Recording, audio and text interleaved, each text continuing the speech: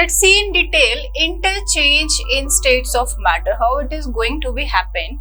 So you can see water can exist in three states, as I discussed earlier कि water एक ऐसा हमारे पास matter है that is acting in the three states of matter: solid in the form of ice, liquid in the form of normal drinking water, and gas in the form of vapor when it is going to be heated up. Fine. So water is acting as solid as ice, water as liquid, and gas as water vapors.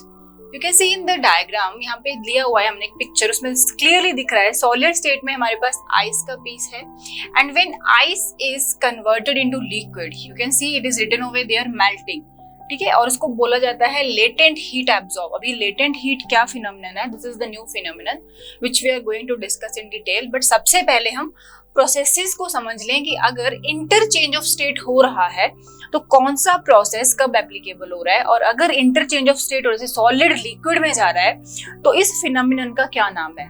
तो that is melting only. Liquid जब solid में जा रहा है that is freezing, उसको freeze करना, cool down करना. And when solid is directly converted into gas, solid हमने पहले ये देखा कि अगर हम आइस को वाटर से निकाल रहे हैं, सॉरी फ्रीजर से निकाल रहे हैं, तो आइस जो है वाटर बनेगा, फिर वो वेपर बनेगा जब उसको हीट किया जाएगा. Fine, directly solid is not able to convert into gas, basically 99%.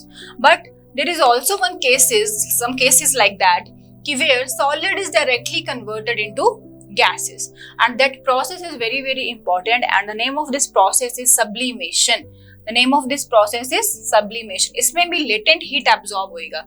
Latent heat is a kind of heat which is required for taking place any kind of reaction. अब latent का मतलब क्या है, हीट का मतलब क्या है, will do in next slides.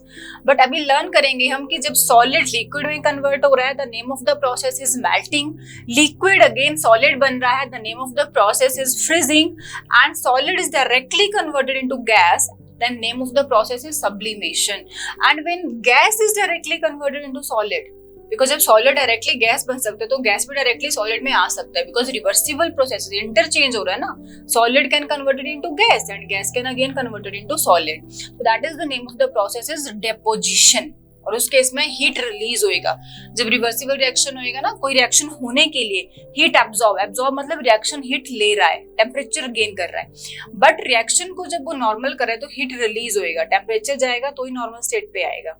Then another thing is when liquid is converted into vapour. जब लिक्विड जो है वाटर वेपर में कन्वर्ट होएगा, that is evaporation. Most important example है हमारे पास कि जैसे रेनी सीजन है, बारिश होएगी, बारिश होने के बाद सारा जो हमारा सराउंडिंग रहता है थोड़ा वेट लगता है हमें, है ना. But afterward when sun shines, जब सूरज आता है, धूप होता है, तो that is start to be absorption of that water. Heat energy से क्या होएगा, वो वाटर क्या हो रहा है, एब्जॉर्ब हो रहा है, और वो इवेपोरेट होना स्टार्ट हो जाएगा, और हमारे चारों ओर क्या हो जाएगा, ड्राइनेस और कूलिंग का इफेक्ट होगा. These different effects we are going to study. ये सब बहुत इंटरेस्टिंग है कैसे होता है. But just now remember the name of the process. Liquid when converted into vapor, the name of the process is evaporation. And when this vapors in upper atmosphere, because हमें पता है जो भी चीज लाइट है, vapor gas is light and particle of gases are always continuously in motion. तो ये रुकते नहीं है. तो जब भी लिक्विड क्या कन्वर्ट हो रहा है, वेपर में जा रहा है, तो ऊपर जाएगा अपर एटमोस्फेयर में, और वहां पे जाके एक रेंज पे जाके it start to be condense, इकट्ठा होने लगेंगे ये वाटर वेपर्स. और जब ये इकट्ठा होंगे तो वहां पे जाके ये कंडेंसेशन करेंगे. कंडेंसेशन मतलब water is again converted into liquid, क्योंकि वहां पे जो टेम्परेचर है उनका नॉर्मल हो गया. हाई टेम्परेचर पे इवेपोरेट हुआ ना, टेम्परेचर ज्यादा मिला, पर जब टेम्परेचर नॉर्मल आ गया तो दे सेटल डाउन देयर, और उनका टेम्परेचर नॉर्मल आने लगा.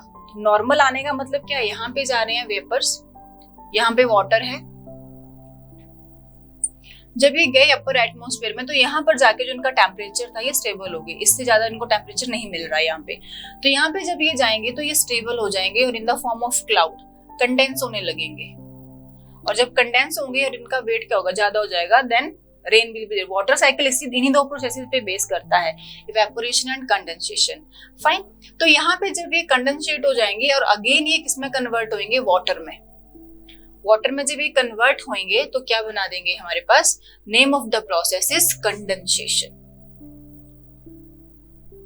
Condensation and name of the process when water is converted into vapour, that is evaporation.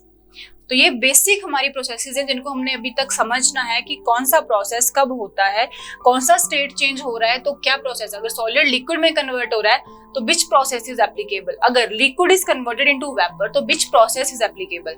So that is very important. और इन प्रोसेसेस में होता क्या है, let's go to study these in detail.